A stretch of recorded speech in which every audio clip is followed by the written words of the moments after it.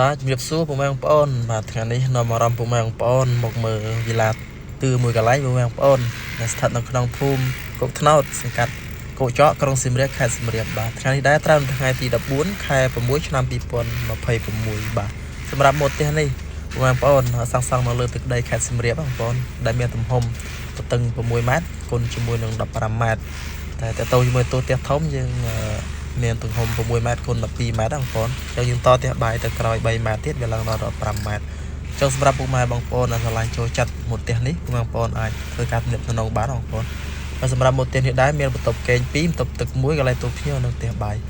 ចឹងតាក់ទងផ្ទះបាយនេះគាត់យកទៅខាងក្រោយហើយជាពុកម៉ែបងប្អូនផ្ទះនេះជាងអត់